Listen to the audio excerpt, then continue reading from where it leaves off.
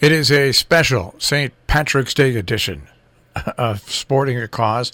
We can say Sporting a Cause with Willie Hallihan, sportingacause.com. Happy St. Patrick's Day, Willie. Top of the morning to you, Marshall. Yeah, top of the morning to you, too. Well, we can stop that now. Okay, all right. Well, I'm done. Got it out of my system. Whenever I start doing an Irish, it always turns into something like an Albanian song. Yeah, or just lasts all day. I just can't hold on to it. Well, anyway, so what's up with Sporting a Cause this week? Well, today there are a few things that people could still get to. If they are of a mind, the Northwest Connecticut Rod and Gun Club has their second ham shoot. They have a shoot for 6 consecutive Sundays this time of year, and this is the second. Starts at 11. So you can make it if you want. These are shotgun shoots at a target, not at hams, and they're fun. They're family affairs, very low key, and the money they raise goes to the maintenance and improvement of their properties, which is important. Also today is the Hoops for Hope 3-on-3 basketball tournament over at Marist College. It's all day long. Men and women. It would be too late to put a team together because that had to be all done ahead of time, but you could go and watch, and that benefits Miles of Hope Breast Cancer Foundation, which is, as we all know, a very worthy cause. And also today, over at Ski Sundown in New Hartford, is a Make-A-Wish Ski-a-thon. If that sounds familiar, there was another one at Mohawk Mountain last week, and there are a couple high school girls who organized both of them. And this too is low key. There's a $10 entry fee. It doesn't include your lift ticket. But you go, pay the $10, and if you've gotten some pledges from friends, you see how many trips you can make down the slopes in a 3.5-hour period. You got skis or snowboard or whatever. And the beneficiary, of course, is the Make-A-Wish Foundation. Then next weekend, on Saturday, I've talked about this before because it's such a cool event, is the 3rd annual Retro Dodgeball Tournament at Litchfield. And this is kind of instructional for any nonprofit that's looking to hold a fundraiser.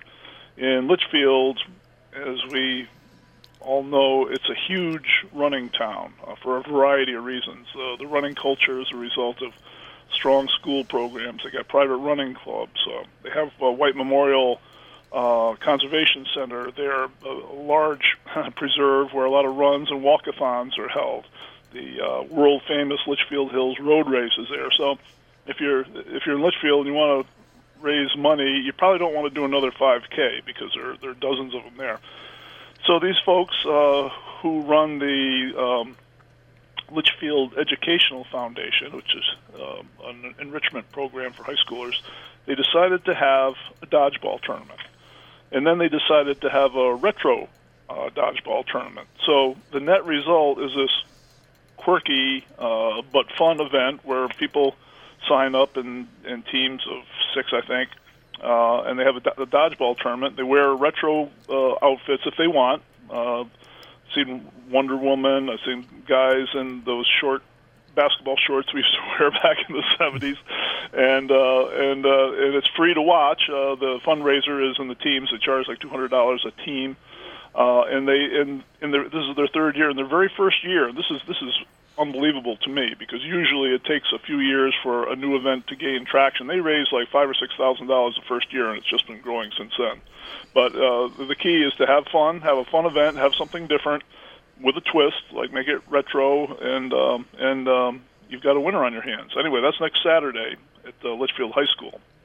And the beneficiary, as I said, is the Litchfield Educational Foundation scholarships and so forth. Then the following day, this would be the 3rd Rod and Gun Club Northwest Connecticut ham shoot. And also, next Sunday is the return of NASCAR Dave for a live show here on Robin Hood Radio. Talk about dodgeball. Talk about retro. Anyway, that should be fun. I hope to be a part of that, and it'll be great to hear his voice back on the airwaves. Well, it'll be at NASCAR, Larry, Ranton and Raven Larry, even though they call him Patriotic Larry. Yeah. Then Farmer Paul will be there. Oh, nice. And Farmer Paul will be there, and I'm sure Gene Souther will stop by. I'm I'm sure Fred will stay away because he doesn't get too close with the dodgeball. But it should be it should be fun, and you'll be on the air there, and I'm sure the milkmaid's been calling in quite a bit, so I'm sure she might even make a personal appearance during that show. So that's next Sunday, NASCAR Dave. It'll be a hometown Sunday morning replay or fallback, whatever you want. We'll call it Fallback Sunday. Yeah. Well, anyway, it's been so long since I've endured his displeasure over one thing or another that I started to feel pretty good about myself. It's time to revisit that. That's right. That will be fun. And then after next weekend on Tuesday, 2 days after the NASCAR Dave event, there's an interesting event going on up in the Berkshires called Walk With Me in the Berkshires. It's not a competition or anything. It's sponsored by the Berkshire Health Systems, which is that kind of umbrella group that has the Berkshire Medical Center, Fairview Hospital, and other entities in it. And this is an effort, several years now, quite a few years now, and they've been doing this. What you do is you call the online sign up goes live on Tuesday at 10 a.m. You go to iberkshires.com, and they will take the first 2,400 people to sign up for this, and they fill it up within the day. And what you do is you get a bunch of your friends together, between 2 and 20, to form a team. Once you sign up and you know that you've registered, they give you a counter that you wear that counts the number of steps you take. And this is like a 6-week commitment, but you and your team, you walk and you count your steps and you compare yourself against your other teammates and against other teams. And the whole idea is to get out there and walk and for your health. And I think it's like the 17th year, so it's a big deal, but it fills up fast. 2,400 people within the day, and so that's going on next Tuesday and for the subsequent 6 weeks. And then on that following Saturday, on March 30th, 31st, I've talked about this before. It's one of the last polar plunges in our area, at least. And it's both a polar plunge, like the one in Winsted last week, where people get pledges and they jump in the water and then they run out. But starting 24 hours before that, they have what they call the super plunge. And if you raise $1,000, you earn the right to jump in the water once an hour for 24 straight hours. And the 24th hour is when everybody else goes too. So I think a dozen people did it last year. I mean, that's just crazy. That's almost as crazy as walking for 6 weeks. Yeah. A lot of craziness out there. And then pretty much that takes us to the end of March, believe it or not. Then April, the runs start. I've got a dozen runs and walkathons scheduled for April, and I'm not sure because of Dave next week what the format's going to be, but there's a kind of a new phenomenon that I witnessed starting last year, and it's gaining traction this year, and that's so-called virtual runs.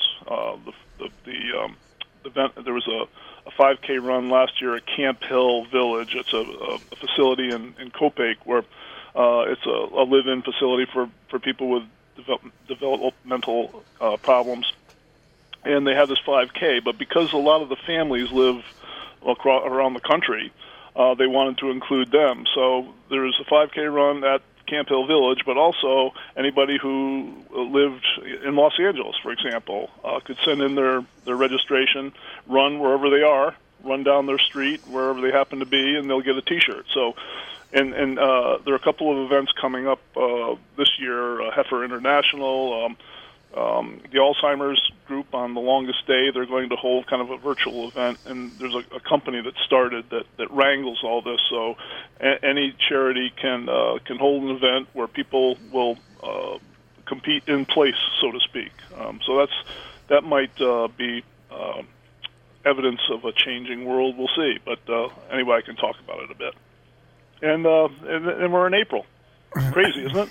It's crazy, and then it's not too far till we get to May, and then it's the Sharon Classic Road Race. That's right. Which has really turned into a huge road race. Where they're now and maybe it's not huge, maybe in numbers to some of the bigger ones, but now, I mean, you're looking at 300 and some odd people that participate in that road race to benefit the Sharon Daycare Center. So that's a very successful race for around here. You get into the bigger towns, Pittsfield and whatever, and they, some of the events get bigger, but it's evidence of one being around a while. I don't know if it's in its 20-some year now, but also kind of a little festival's grown around it. They have the junior runs and the little for the little people, and there are all kinds of. There's all kinds of booths set up, and booths up, vendors and so forth. No, it's fun. It's a very festive atmosphere, and certainly a good cause. All right. Well, prepare yourself for next week when NASCAR Dave is back, because he's been off air for so long. I'm sure the bus will be running strong. Yeah. Well, I'll spend the week sharpening my wits, whatever of them I have. And of course, warn your buddy at the Salisbury Winter Sports Association. Oh, I know. Ooh, boy, you better put earmuffs on. I know. All right. Well, we'll see you or speak to you next week during the return of NASCAR Dave for one show. Okay, Marshall. Thanks so much as always. All right, Willie. Take care. Bye.